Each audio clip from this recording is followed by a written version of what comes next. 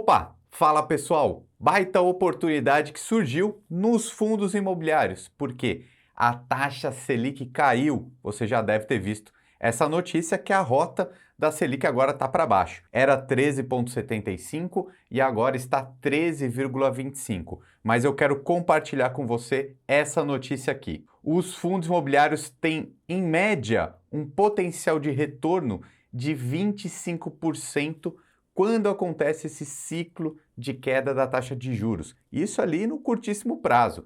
E olha só, dá para aproveitar ainda. A festa nem começou. Dá só uma olhada na expectativa da taxa Selic. A taxa Selic nesse momento está 13,25, certo?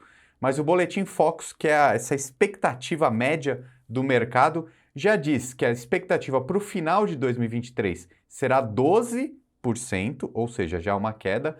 Mas veja, no final de 2024 já está com a expectativa de 9,25%. Ou seja, ainda tem muito chão para essa taxa Selic cair, ok? E isso faz com que essa janela de oportunidade dos fundos imobiliários, pensando não só nos dividendos, pensando também em valorização. Então eu vou te mostrar aqui nesse vídeo 5 fundos imobiliários que estão sendo sugeridos para esse momento, só que eu também vou te mostrar todos esses pontos do porquê agora é um excelente momento para os fundos imobiliários.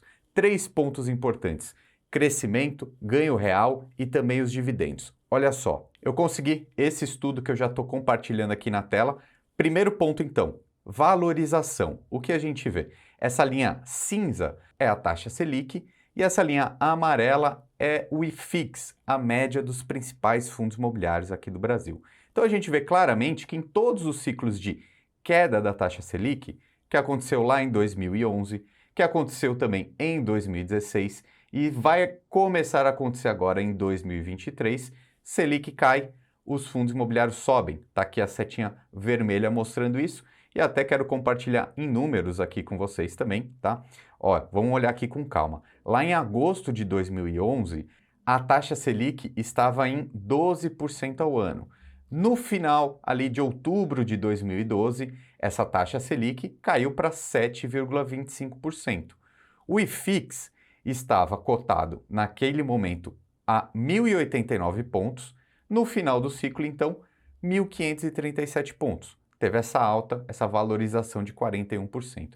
E nos outros cenários também aconteceu isso. Agora imagina aqui comigo, se você tivesse comprado o IFIX ali, se você tivesse comprado os fundos imobiliários a 1.089 pontos, muito mais barato. Vamos ver quanto está agora? Olha só, 3.218 pontos, ou seja, a média dos fundos imobiliários disparou de 10 anos para cá. Então eu tenho certeza que o seu eu do futuro vai te agradecer muito se você começar a comprar, se você começar a investir em fundos imobiliários agora e montar esse seu pé de meia para o futuro. Lembrando que quando eu falo do IFIX, é uma média dos principais fundos do Brasil, tá? Então não é aquela seleção dos 10 ou 15 melhores que você faz, é uma grande média, só que o mais importante aqui, quando eu falo do IFIX, eu estou contando tanto os dividendos quanto a valorização, tá? Então, é sempre bom colocar esses 2 pontos no pacote dos investidores de fundos imobiliários. Agora, o segundo ponto importante também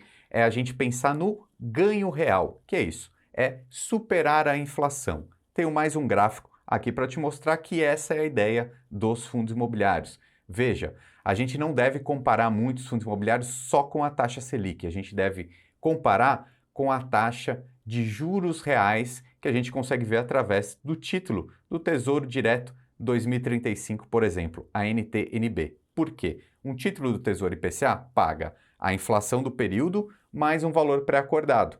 E é mais ou menos assim que funciona também os fundos imobiliários. Por quê? Os fundos de tijolos, eles têm contratos ali com inquilinos que vai tendo um reajuste do aluguel todos os anos, não todos os meses.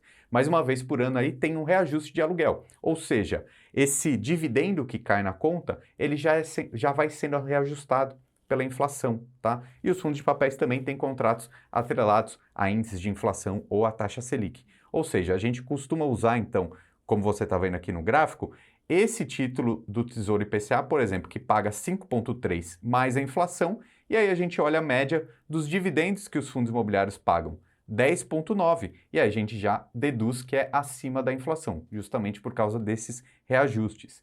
E é por isso que até a gente coloca aqui o prêmio de risco, né? Ou seja, é mais arriscado investir em fundos imobiliários do que na renda fixa. Sendo assim, esse prêmio de risco nesse momento ele está muito alto, né? A gente vê historicamente já esteve muito pior. Por quê? Os fundos imobiliários têm pagado muitos dividendos, os dividendos estão altos e muito acima do que um tesouro IPCA, por exemplo, paga. Então, o ganho real de investir em FIIs é muito interessante. E o terceiro ponto que você tem que ficar atento também é esse pagamento de dividendos.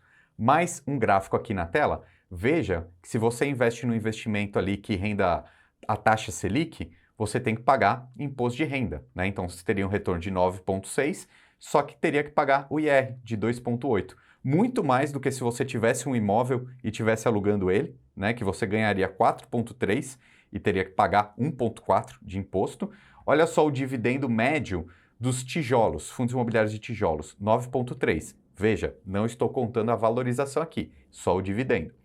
E os fundos de papéis, 12,8. Tá? Então, pensar nos dividendos de fundos imobiliários é muito bom, porque é isento de imposto de renda também. Além disso, paga muito bem. E olha só, pessoal, um ponto importantíssimo. Eu tenho visto muita gente falando que os fundos imobiliários de papéis vão cair agora, porque a Selic está caindo, então todo mundo está pensando em vender. Olha, não digo que é uma boa ideia não, tá? Eu não venderia meus fundos de papéis de jeito nenhum, e eu vou te mostrar agora o porquê. A gente precisa esclarecer um pouco esse dividendo mensal que os fundos imobiliários pagam. E é muito diferente o que acontece com um fundo de tijolo e um fundo de papel. Por isso que uma carteira de investidor precisa ter um pouquinho dos dois. Em determinados momentos você pode colocar mais papéis. Agora, por exemplo, os tijolos estão mais interessantes, né? Porque eles têm mais potencial de valorização, mas perceba essa recorrência dos dividendos. Presta muita atenção nisso. Eu vou pegar dois fundos imobiliários de exemplo, tá? Primeiro, eu vou colocar o HGRU. Eu gosto desse site aqui que se chama Investidor 10, porque ele tem todas essas informações.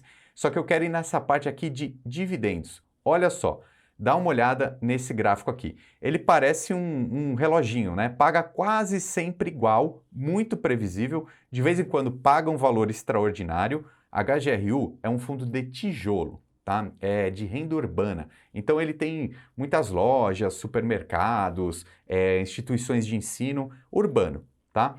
E aí é um fundo de tijolo. E é muito fácil de entender. Tem um inquilino que paga o aluguel todos os meses para essa cesta de imóveis, e aí o fundo imobiliário faz o quê? Divide com nós cotistas. Não tem tanta variação na renda, porque, como eu falei, os contratos são reajustados? São, mas uma vez por ano, né? Enquanto isso não tem esse reajuste, e se não tiver nenhuma outra negociação dentro do fundo, a previsibilidade é muito grande. Então você está vendo aqui o gráfico muito igualzinho. Presta atenção agora num outro fundo, um fundo de papel, o HGCR11, por exemplo. Olha como é uma montanha russa. Às vezes está lá em cima, às vezes está lá embaixo, porque depende muito da taxa Selic, porque depende muito do IPCA, da inflação, porque é um contrato atrelado ali a um CRI. Então, um fundo de papel, ele não é um inquilino que está pagando, é um emissor, né, desse CRI, desse título de dívida, que paga, tá? Então, é bem diferente. Um fundo de papel, por exemplo, ele tem uma tendência de pagar muito mais dividendos, mas também ele tem essa inconstância no pagamento. E aí, é possível sim que nos próximos meses e anos os fundos de papéis comecem a pagar um pouco menos. Veja, o dividendo médio histórico de 5 anos do HGCR, 9,5. O dividendo atual, 13,4. Então, você, quando compra um fundo imobiliário de papel como esse, você deve mais esperar um dividendo médio aí de algo em torno de 9, 9,5 do que 13, porque a economia é cíclica. E um fundo de tijolo, quanto que está a média dele em 5 anos? 7,4. Né? Então, é muito mais factível, muito mais possível você pensar nos seus dividendos aí em torno de 7 a 9% em longos prazos, né? E quando a gente fala de fundo de tijolo, mais a valorização do que você pensar em dividendos acima de 13% para sempre, né? Não perpetue para sempre esse rendimento. E aí o que eu tenho falado, pessoal, principalmente para quem está preocupado, querendo vender seus fundos de papéis, é o seguinte: se você comprar o seu fundo de papel a um preço justo, já está ok. A gente se acostumou muito nos últimos meses e anos a comprar bem barato, a comprar ali abaixo do preço sobre valor patrimonial, 0,9, 0,8, né? Agora está mais difícil, né? Essa métrica, o PVP, quando ela está próxima de 1, é o preço justo. Agora eu te digo, se você comprar um fundo imobiliário bom, que paga dividendos recorrentes por muitos e muitos anos, se você pagar o preço justo, tá bom.